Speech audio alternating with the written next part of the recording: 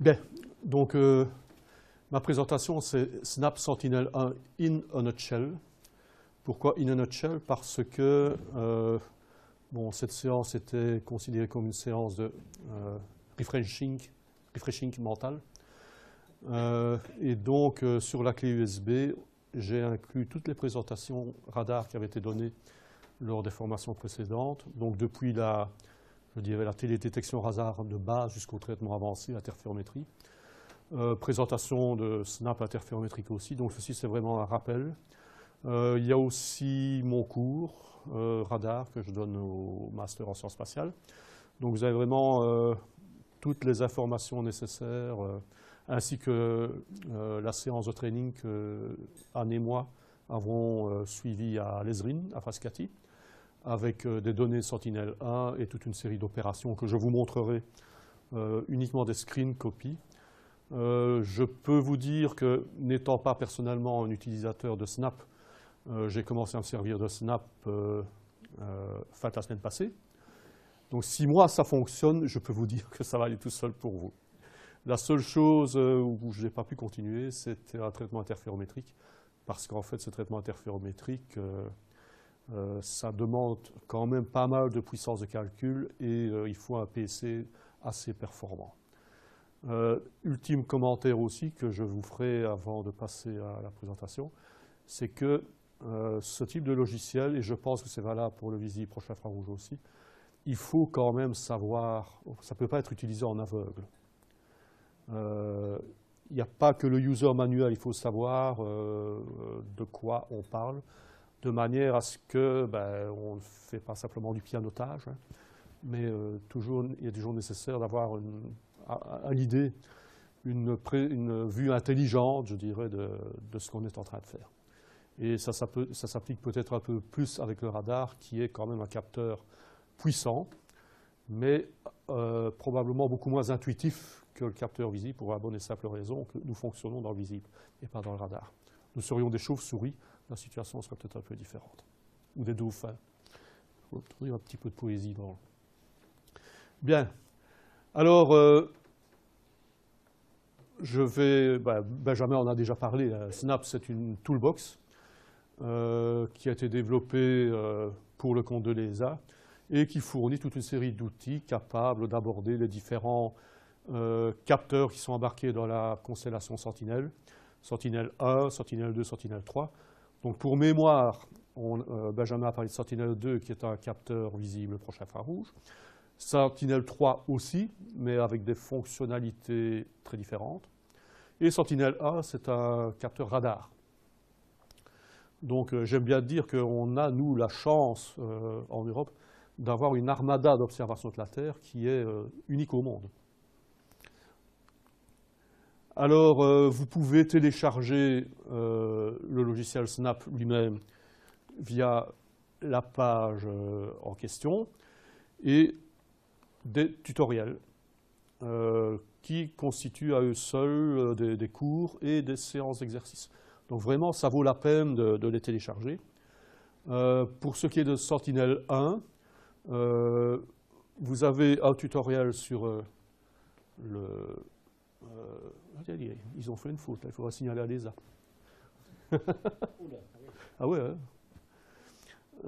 Donc c'est un tutoriel sur les produits SAR en général et sur le Sentinel Snap, le Sentinel 1 Snap proprement parlé. Je vous présenterai quelques screen copies. Et alors, pour ce qui est des traitements un peu plus avancés, donc on a consacré une séance dans le passé sur ce type de traitement, notamment l'interférométrie avec Ludivine Libert, qui ne sait pas être là aujourd'hui parce qu'elle a, comme qui dirait, une thèse de doctorat à présenter la semaine prochaine, donc elle a peut-être autre chose à faire. Et donc des traitements avancés, interférométrie, polarimétrie aussi. En relation avec la polarimétrie, je vous signale qu'il y a une autre toolbox ESA qui s'appelle Pulsar Pro, où vous pouvez réaliser des traitements qui abordent plutôt l'aspect polarimétrique.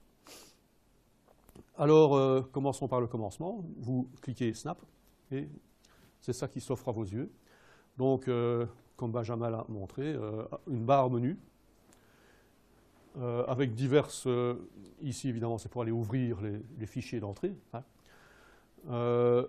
Et alors, vous avez optique, ça c'est Sentinel-2, radar, c'est Sentinel-1.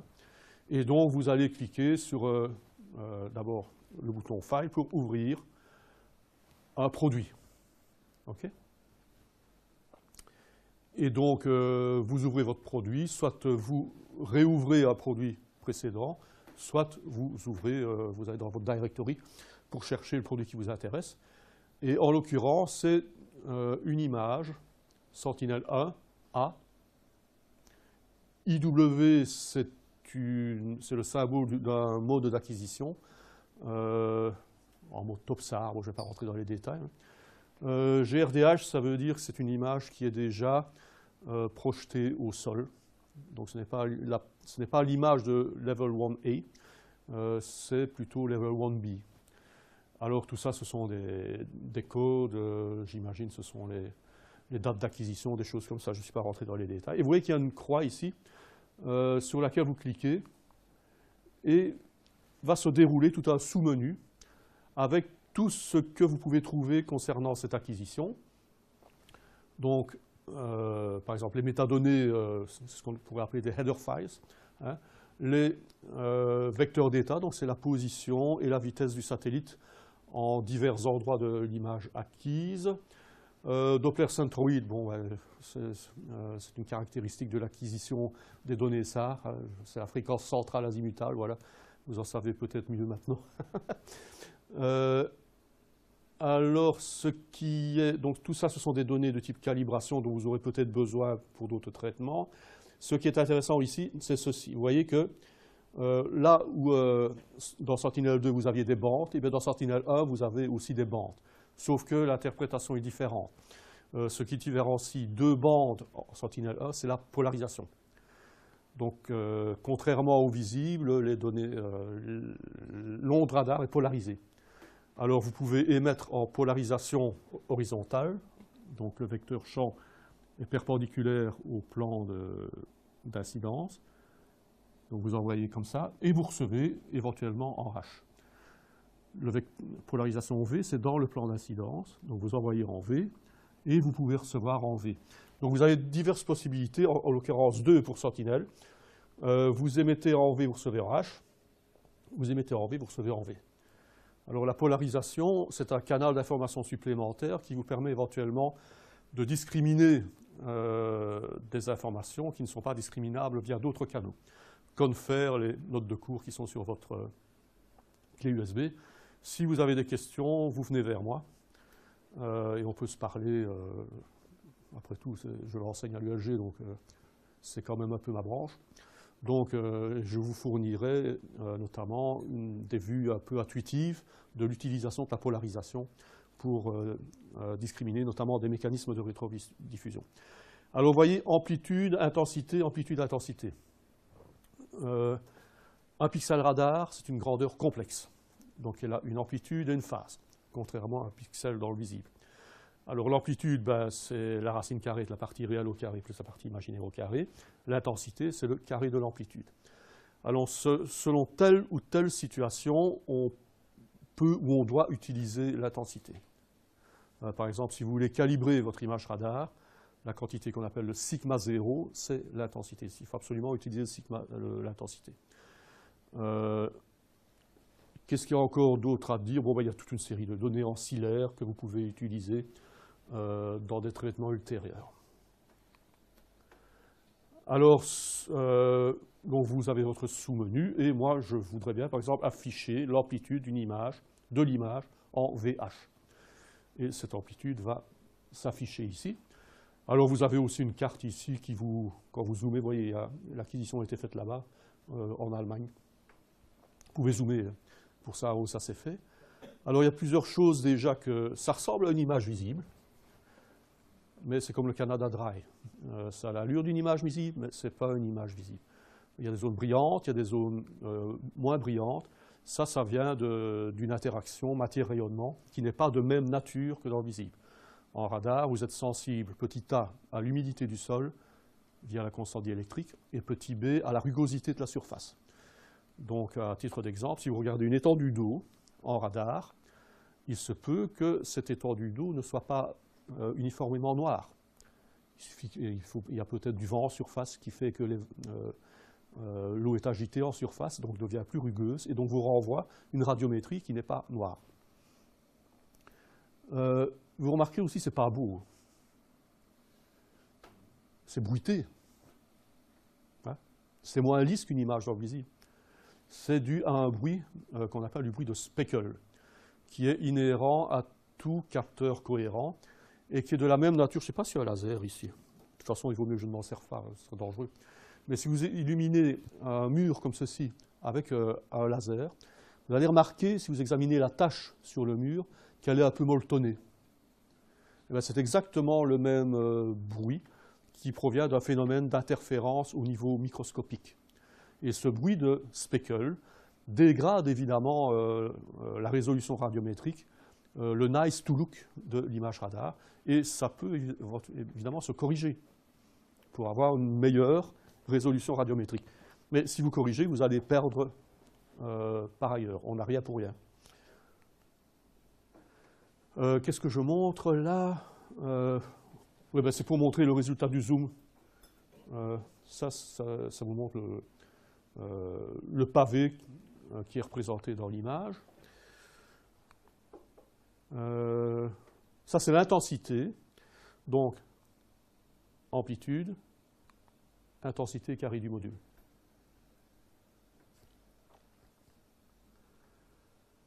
Et donc, vous voyez qu'ici, par exemple, il vous rappelle qu'il y a deux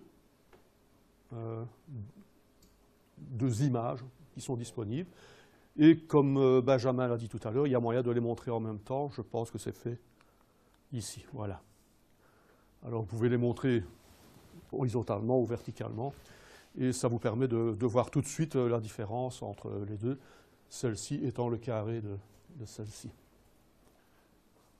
En gros. Alors, qu'est-ce que... Oui.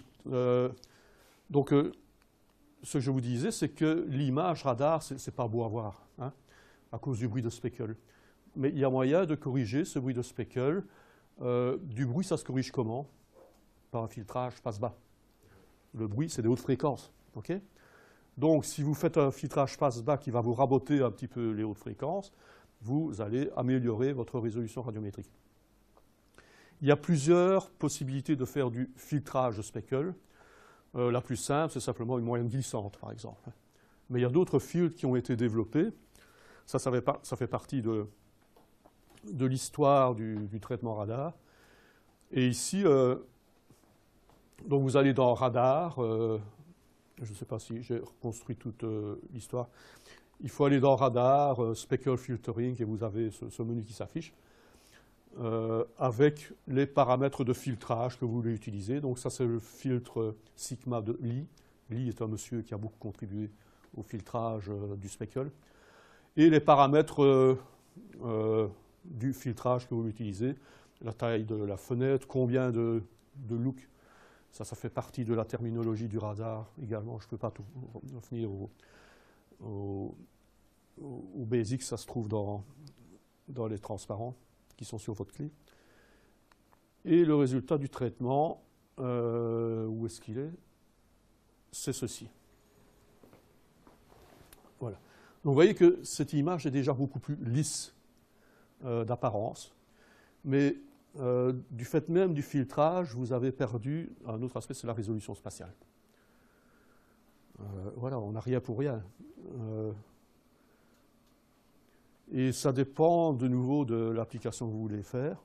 Si c'est simplement pour une étude basée sur la radiométrie, il vaut mieux faire du filtrage de speckle. Mais si vous voulez faire de l'interférométrie, il faut partir du produit de base, sans filtrage. Alors, évidemment, c'est une image, donc vous pouvez générer son histogramme. Hein. Vous voyez que la plage de niveau de gris n'est quand même pas très étendue. Donc, vous pouvez éventuellement l'étendre en jouant sur l'histogramme. Qu'est-ce que je montre là? Oui, il est possible de convertir les valeurs en décibels. Pourquoi? Parce que En radar, en physique, je ne sais pas très bien, mais on change très facilement de puissance de 10. Et donc, c'est plus simple de passer en échelle logarithmique, donc en décibels, pour afficher l'image. Et donc, il y a un convertisseur des niveaux de gris en décibels. Les ingénieurs, ils aiment bien les décibels. Les astrophysiciens aussi, d'ailleurs. Ça s'appelle l'échelle des magnitudes. Oui, on parlait de batch tout à l'heure. Plutôt que de faire un traitement étape par étape, vous pouvez définir ce traitement. Donc moi, j'ai pris vraiment la lecture des données, la calibration et la sortie. Mais en traitement interférométrique, par exemple, vous partez des données in, vous devez d'abord les enregistrer, et puis il y a toute une série d'étapes. Et vous pouvez donner c'est graphique, hein, c'est vraiment trivial à utiliser. Vous faites Enter et vous attendez que ça se passe.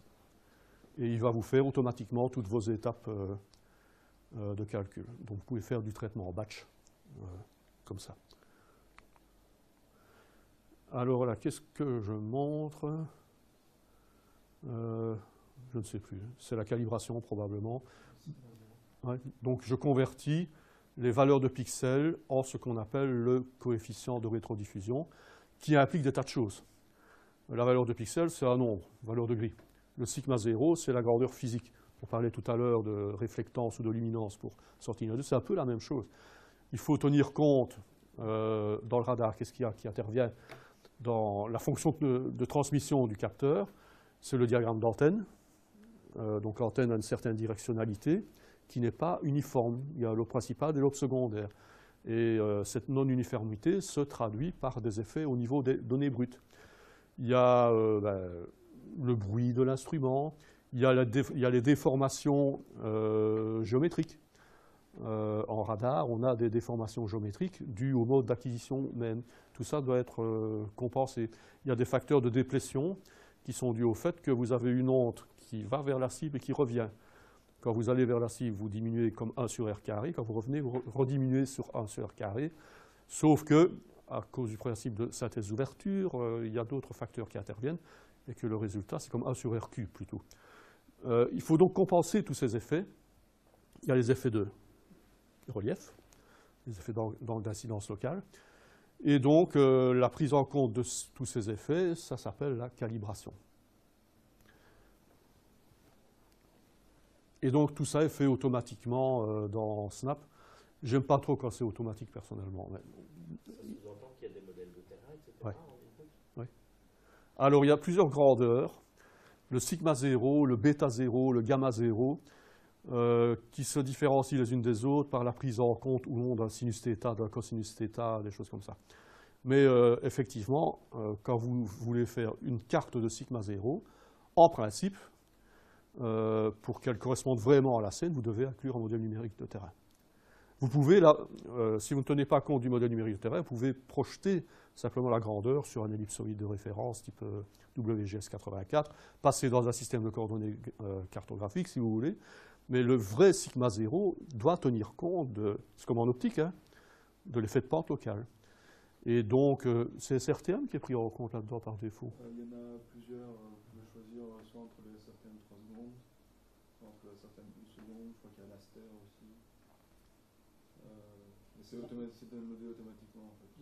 L'import d'un DEM maison, Si, c'est possible aussi. Oui. Vous pouvez soit mettre un MT que vous avez sur votre machine, soit demander un téléchargement automatique. En fait, toute la configuration de Snap pointe aussi vers des catalogues, genre tout le catalogue SRTM, le catalogue Aster. Et quand on mixe toutes ces données, on doit penser en système géographique ou parce que nous on a par exemple des données projetées, mais donc il faut revenir vers un dénominateur commun, j'imagine pour superposer ou pour mixer les données. Bon, je ne sais pas comment ça se passe dans Snap. Pas en système projeté, j'imagine dans Snap. Si, vous pouvez projeter. À Lambert.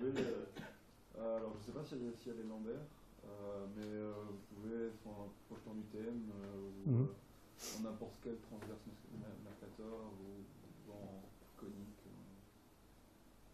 Après, je ne sais pas si, je sais plus, ça fait longtemps que je ne l'ai pas utilisé, je ne sais pas s'il y a tous les Lambert. Je suis quasiment certain qu'il y a le Lambert 93 français. Le Lambert 92 belge.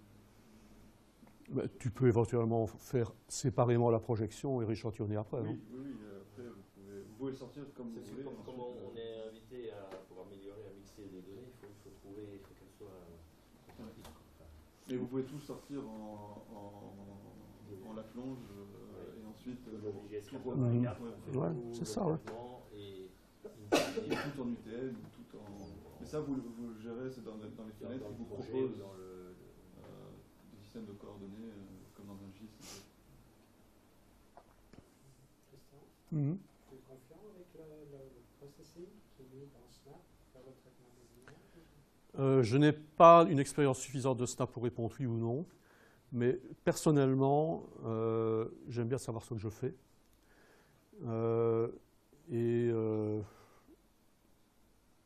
Je pense que, enfin, vu l'expérience de mes collaborateurs, Ludivine, etc., ils sont satisfaits, donc je pense que oui, on peut être confiant. Mais si on veut vraiment savoir ce qu'on fait, nous, on a une suite homemade qui s'appelle le CIS, où on maîtrise tout, en ce compris la gestion d'un modèle numérique de terrain externe. Donc, on sait ce qu'on fait. Et si jamais on a des doutes avec Snap, ben, on va chercher notre logiciel. Ce qu'a présenté Dominique hier, Ouais. le nouveau logiciel, Ouais. c'est le pendant de Soucillon pour faire tout le traitement des images, la correction. Oui, c'est ça. C'est une suite interférométrique qui a été développée pendant presque 30 ans maintenant, hein, et qui arrive vraiment à son sommet, quoi. Et dont vous avez eu une version préliminaire chez Spacebell dans le cadre d'un produit, d'un programme GSTP qui s'appelle DISP.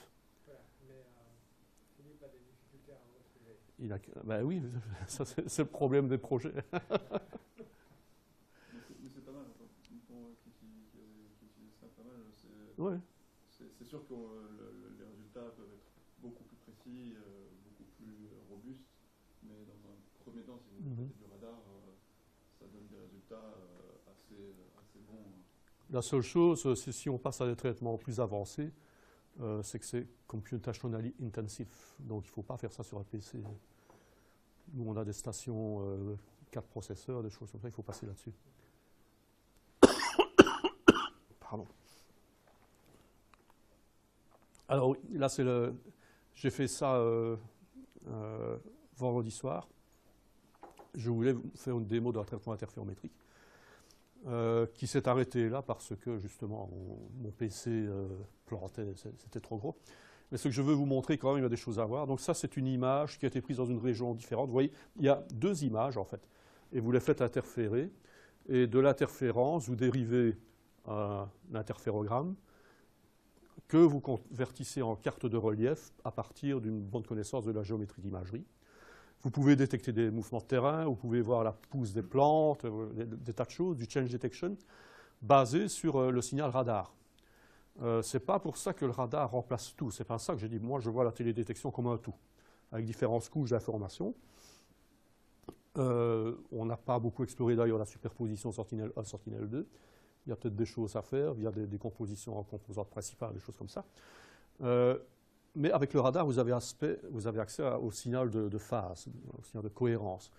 Donc tout ce qui change la cohérence interférométrique, et aussi tout ce qui ne change pas. Par exemple, sur un terrain de mine, dans une zone de guerre, la cohérence, ça ne change pas beaucoup, parce qu'en général, vous entrez dans le terrain miné et vous ne ressortez pas. Ça ne change pas beaucoup. Donc ça vous permet peut-être de faire de la détection de mines. Assistance à l'irrigation, parce que quand vous envoyez de l'eau, vous décorez le signal, des choses comme ça. Il vous faut, pour faire de l'interférométrie, 2 images, au moins. Vous pouvez faire même des stacks d'images. Et alors, vous allez voir ici, donc ce sont des données dites Single Look Complex, SLC. Ce sont des données de niveau 1A. Donc, dans la géométrie de départ du radar, donc slant range, donc ligne de visée et azimut. Et vous voyez que ce sont des données complexes. I, c'est la partie réelle. Q, c'est la partie imaginaire. C'est le format IQ.